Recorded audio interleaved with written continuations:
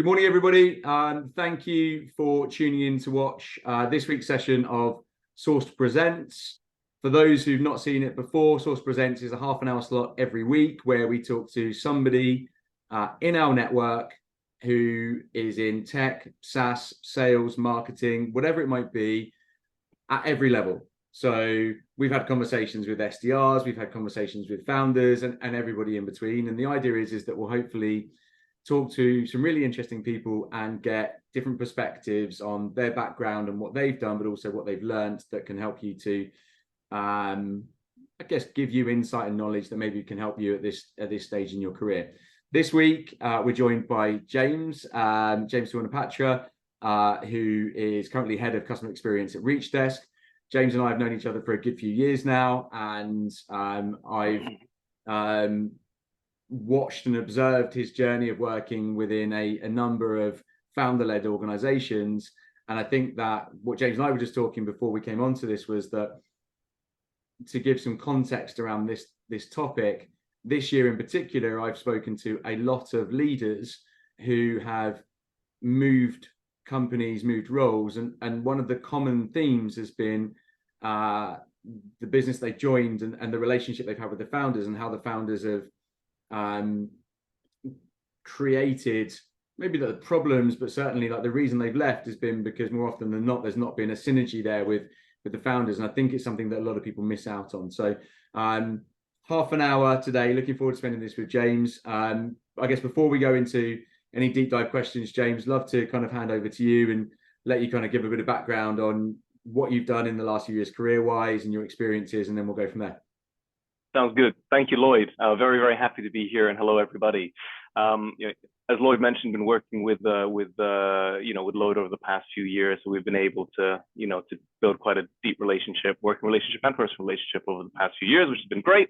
So very happy to be here to talk about some of the learnings from being in some early stage organizations and working directly with some great founders too.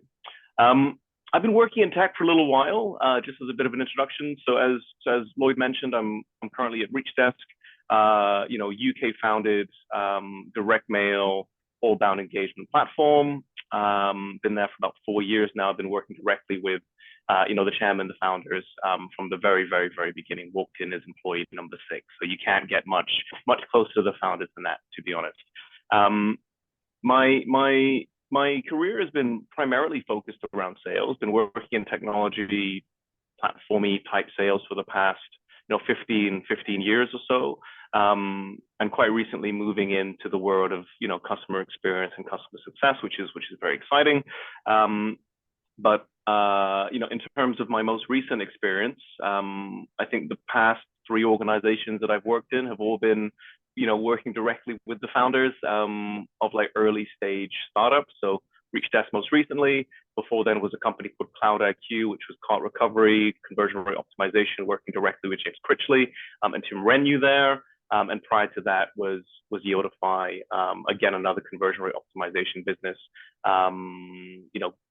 And working directly with a chap called Jay and Milan Radia, who are actually the founders of ReachDesk as well. So if you find the right founders, you you can definitely follow them, from company to company, which is great. But that's my background. Prior to that, I did work in some smaller founder-led organizations as well, which weren't really kind of like of the the hyper growth tech scene. It was more just like founder-led organizations that were quite happy to be the size that they were, etc., without the big tech ambition. So I can probably shine a little bit of light on that too.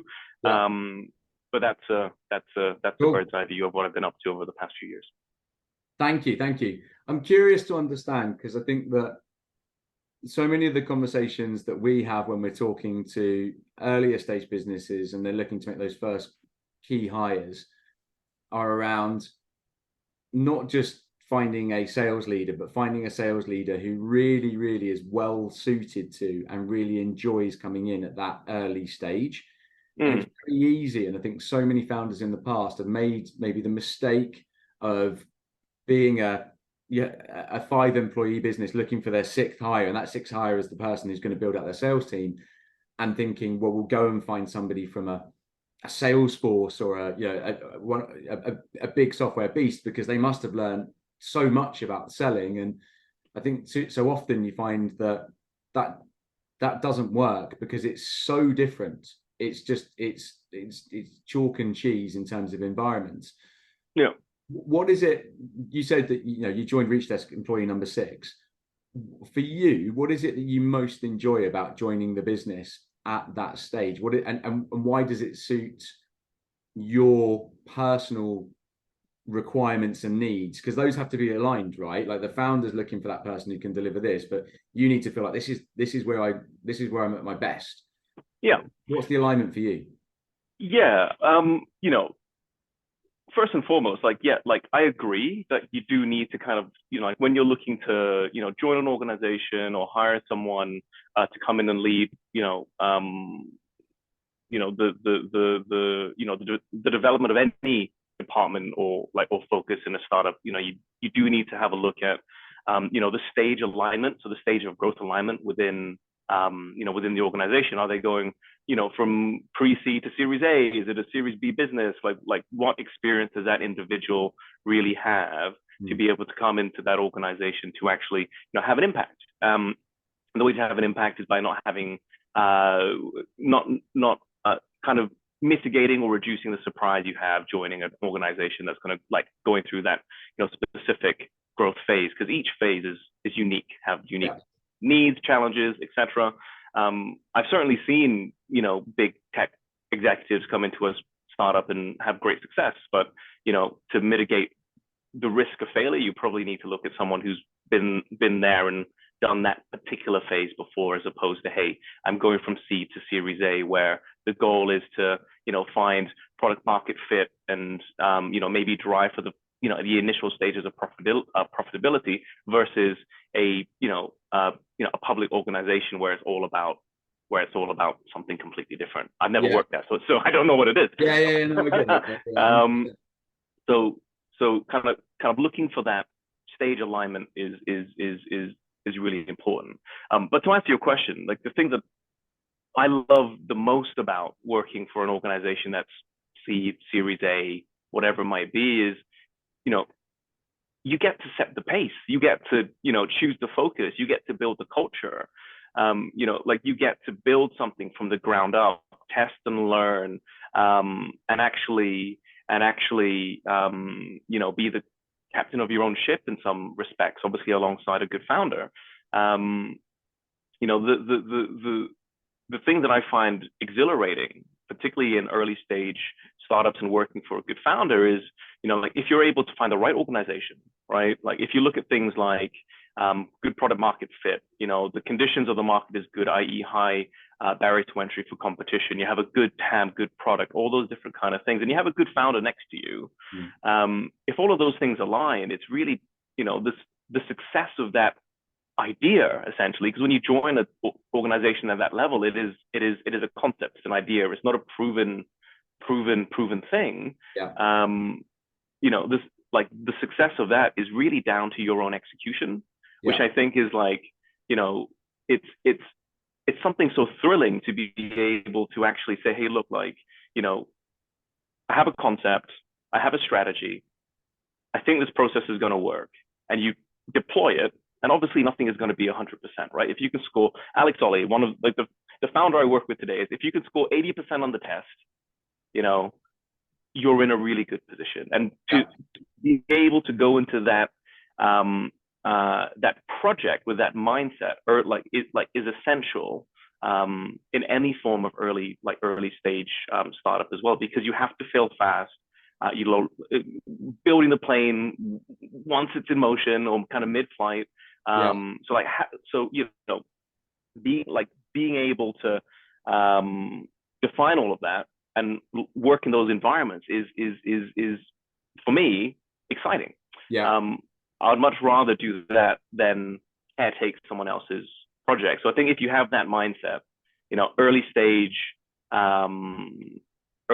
companies and working with founders directly could kind of align quite nicely with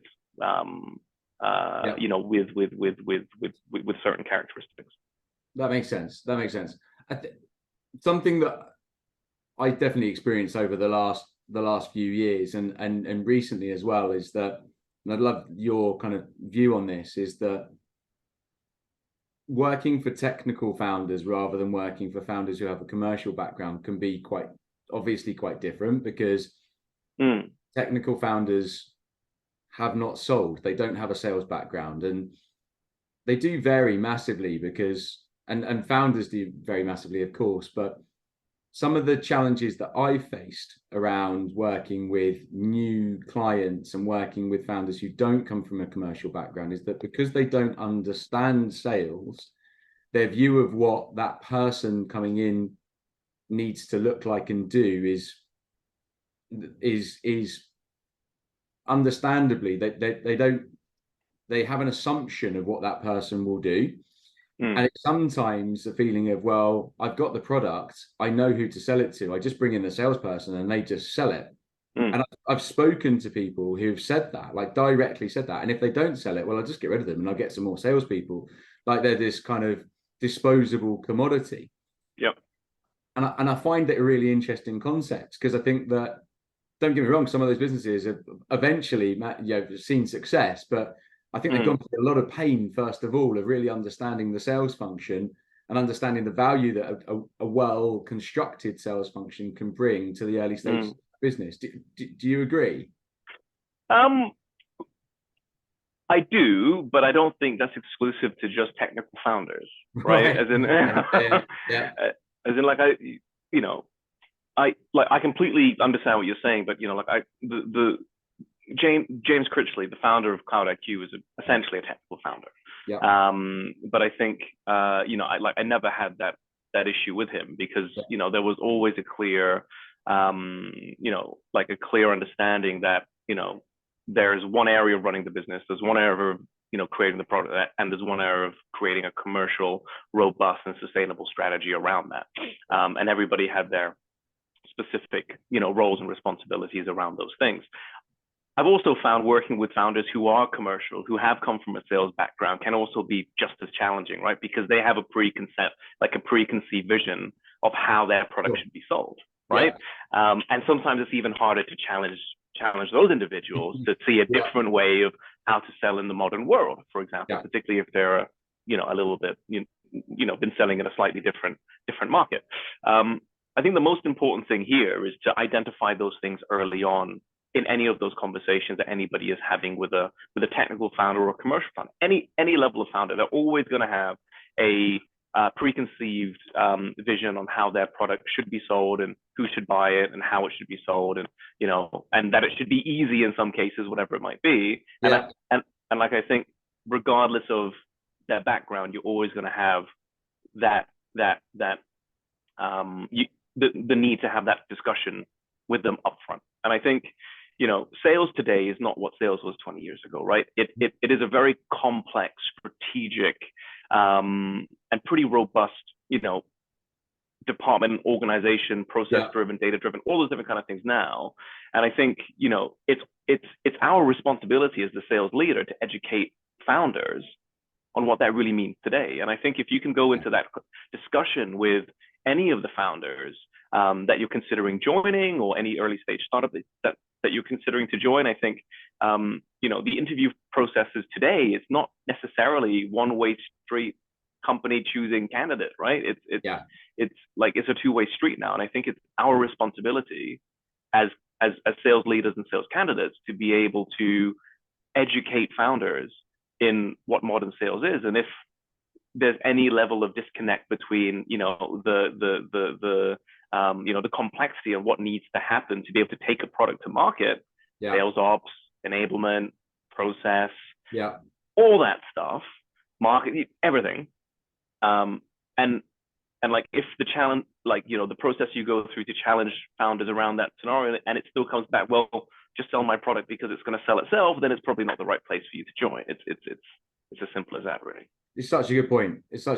That education piece at interview, actually sitting down at interview, and I think there's a lesson. There's definitely a lesson learned there, around identification, maybe of those red flags, that maybe come up in an interview process. And I think that in order to make sure you get that move right, if you are looking at joining that business, you have to cover off those points before. And I've seen that happen so many times in the past where there's been a reservation there, there's been a concern, and that person's taken the role, and at some point after, within a much quicker period than both parties actually ideally wanted to, they've gone, this isn't working because of something they knew was an issue but never actually identified at the very beginning. So yeah, it's a good point, and it's a really good point as well about technical and non-technical, because you're right, commercial founders just as bad.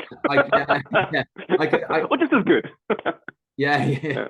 I've never really, I hadn't thought about it so much in that way, I guess, because more of the challenges that we've faced or seen have been with, but it makes so much sense because, again, I guess it's that thing of, if that founder really is very clear on what they're hiring and why they're hiring that person, and then empowering that person to go and deliver what they brought them on board to do, then that's a confident founder, isn't it? That's somebody who, and you need that. Everybody needs that in order to ensure that you're going to have the right outcome. So,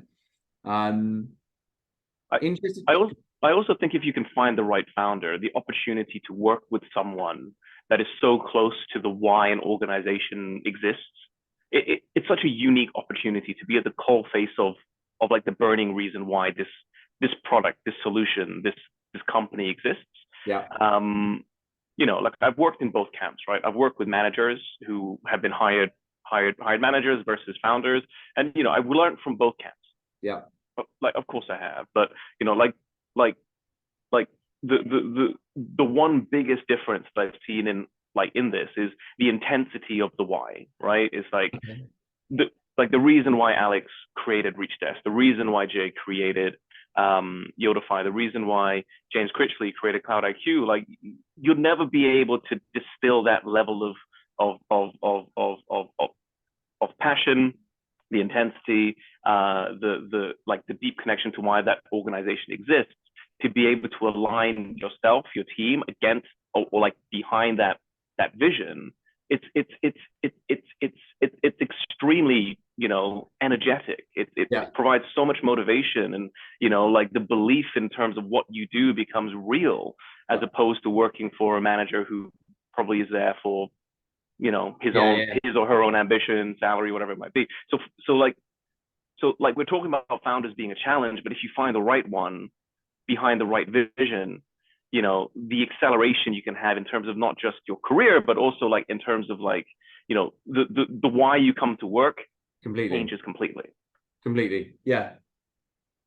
There's about 10 clips that I'm going to take from this video in the last 2 minutes of you talking, because it was just excellent. On that point, so I think that when I've worked for, certainly earlier on in my career, for people who've founded and led businesses, one of the things that I faced was everything you just said. If you work for the right founder and you work for that person, that leader who you believe in everything that they're hoping to achieve, you'll run through brick walls for that person to achieve the vision, and it'll be your vision as much as it's their vision.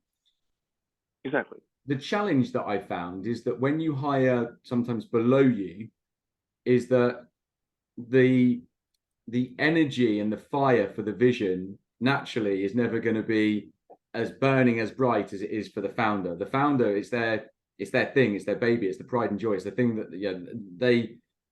and sometimes I found that founders find it very hard to understand, why doesn't everybody else feel the same level of passion and fire and energy for what we're doing? Because I do. And I've had those conversations with founders where I've had to say to them, no one's ever going to be as passionate about what you're doing as you. You have to understand that, because, and if you can find somebody who is gold dust, absolute gold dust, but it's difficult, right? It's difficult to find that. Do you 100% is difficult to find that, and that kind of makes the whole process of finding the right person even more important, and or the right person in terms of a founder, but also in terms of the mission that they've gotten behind, because like sometimes finding a job is like, I just need to find a job or whatever it might be. I'm going to just choose a nice company, kind of like the product, whatever it might be. But if you're going to go for a founder-led early stage startup, it's just as important to choose the right mission, as opposed to just the right company, right? Because the thing is, the expectations from the founder is going to be high. It's going to be intense. They're going to want you to care. They're going to want you to, bleed purple in my case, like whatever it might be. So, it's also on our responsibility to choose to be very cognizant that that's going to be the brief. Yeah. And then also be very honest with ourselves with regards to being able to get behind that brief and actually show the same level of passion, because that's going to be a requirement, particularly in the early stages. Like, naturally, it happened at Reach Desk. It happened at Cloud IQ. It happened at, Yodify, where, you get to a certain level, Series B plus, you're a few hundred people, the why doesn't dilute, but, you get more people that are there for different reasons. And that's fine, right? Like, that's not a problem. It's just like, you just need to be able to tap into individual, motivations. And sometimes it's hard for founders to do that, because it's like as you mentioned, this is my baby, and we're solving this really big thing. But some people are there for salaries. Some people are there to take the next step in their career, and you need to be able to find, those particular areas to tap into to still drive the same level of motivation and outcome. But in the early stage, if it's me looking inwards, it's the same answer to what we discussed before, where it's actually on us. It's our responsibility to choose the mission as well as to choose the founder, because, we can't expect founders to be different. They're always going to be passionate. They're always going to be high intent, intensity. They're always going to, back their product and back their vision and back their solution. Like, that's never going to change. So it's on us to choose the ones that we can get behind versus the right kind of founder to work with. Completely. Reach Desk has obviously been a huge success so far. Not to say that the previous roles that you had weren't, but naturally you would have learned through those relationships. And obviously you've gone full circle with Yieldify and Jay, and then coming back round to Reach Desk again. But your ability to be able to manage the relationship with the founders, which is equally as important, right? We talked a lot about the founders and how they manage the relationship, but you as that leader managing that relationship, what do you feel like you've learned from the two previous companies moving into Reach Desk that you've learned and changed, and how have you evolved in terms of managing those relationships? Yeah, that's a really great question, and I think it's really easy to be intimidated by founders, right? They're impressive people, right? Like, it's very hard for someone to wake up one day and be like, I'm going to put everything on the line and create this business, and if it fails, I'm pretty much left with nothing. It's the whole high risk, high reward mentality. They're impressive people, and sometimes can be somewhat intimidating. And I think when I was when I was working at Cloud IQ and I was working at Yodify, this was relatively early in my career. It was my first proper step into proper VC backed tech businesses and sales and all those different kind of things. And I think the thing that I found that I was doing a lot of was saying yes to everything. I was like, yes, Jay, yes, James, we'll do it. We'll do everything you want. No problem. We'll get it done. And what I found is that kind of dilutes the focus somewhat. Okay. We're trying to be everything to everybody and trying to, just do all that kind of stuff. And it resulted to, in a lack of, hyper focus, and also resulted in burnout for myself and the team. And I think that's one of the things that I've learned quite quickly is, and particularly going into Reach Desk, and I'm lucky to be able to work with Alex, right? Like, he's, we're very similar, we have a very similar vision, we're mates, we get on, and we work quite well together. And he's been able to create an environment where I can say no. And it's maybe that's not the right thing for us to do. We need to focus here, win here, become experts here before we move out here. And we still need to move fast, fail fast, get shit done, whatever it might be. Sorry for the language, but that's the one thing that I'd recommend, right? It's founders want to do everything. They want to they want to go at 1,000,000 miles an hour at all times. Again, it's on us to be able to be like, does that open the blinkers and reduce the focus? Does that reduce our ability to execute and do things well? We need to be able to be in a position to say no sometimes. And that's one thing I didn't do at Cloud IQ and Yodify, which I wish I did sometimes. Yeah, that makes complete sense. And Alex will be happy about that, because I saw him comment on LinkedIn yesterday saying this, something. So there we go. We got it in. What have you repeated? So if you think about the things that worked really well for you in managing those relationships, what have been your common approaches to managing maybe difficult situations or challenges? What have you always stuck by that's just worked? I think I've always been, I'm a relatively flexible leader. Like, I'm happy to be challenged. I'm happy to to change strategy. I'm happy to pivot, but you have to, when you work in an environment that we work in. But I think, the thing that I think is most important is not to figure out everything whilst you're going. Yes, that you're going to build some areas of the plane mid-flight, but I think agreeing on the destination up front is really, really important. And I think that's the one thing that we've been able to do really, really well at ReachDesk, where it's like, okay, like, what are the few big things that we're going to do this quarter, this half, this year, whatever it might be, and sit down with the founders and everybody to agree and align that is what we need to do. And I think having that strategic alignment, and that's the big picture, right? Tactics and execution might change along the way, and you might need to pivot based on market conditions, which I'm sure we're all feeling right now. But the thing that I would recommend that you do repeat and you always do is to make sure that you are in 100% lockstep alignment of what the end goal is and what the one or two big things you need to achieve in the short, mid, and long term. To make sure that there is never any of that, like, well, why did you do this? And this didn't work because. It's like, just having that alignment with the founder, is essential. Alex is he allows me to be very self-sufficient. And I think it's really, it's even more important to be able to agree on, okay, in 3 months' time, we're going to review on these 3 big things and how we got there. Like, how we got there might have changed, but as long as we keep the focus on these things, I think it's really, really important. The other thing is the people. I'm conscious that we're at time, so I'm going to be really quick here. No, but you're fine. Like the most important thing is also like aligning against the hiring of the team that you need to bring on board to get this stuff done.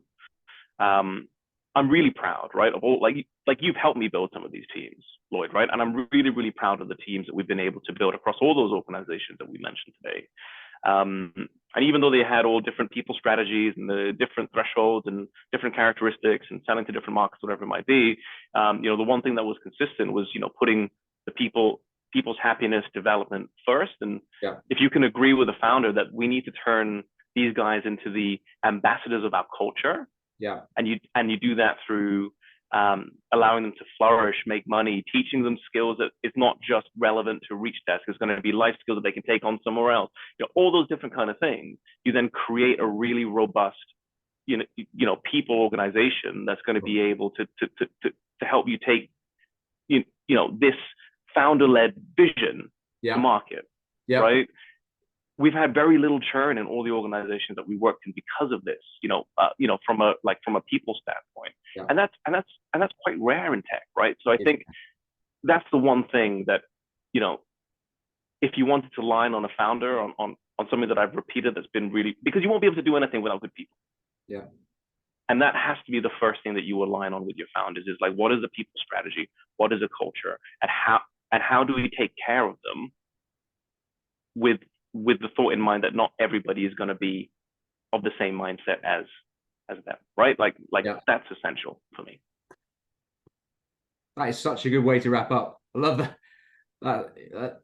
That's a fantastic answer. Thank you. I spoken to so many people over a long period of time about people-led, people-focused businesses, and I think that we talk so much about product, and we don't talk enough about people. I'm actually next month, one of the nice segue into the next one that I'm doing is with somebody who specializes in helping organizations to get that right at the beginning, which will be a really interesting conversation, because what they've seen is that those organizations that do have real alignment around the people offering, the people strategy, the cultural strategy, just are almost always going to get it right, regardless of how good the product is. They will get it right, and equally get it wrong if you don't have alignment on that. So amazing.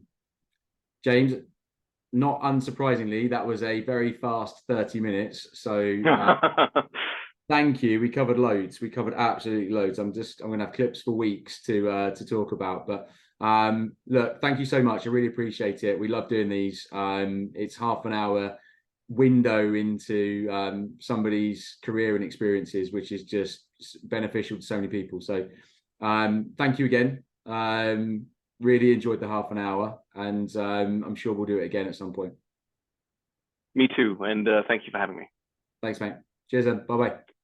Bye.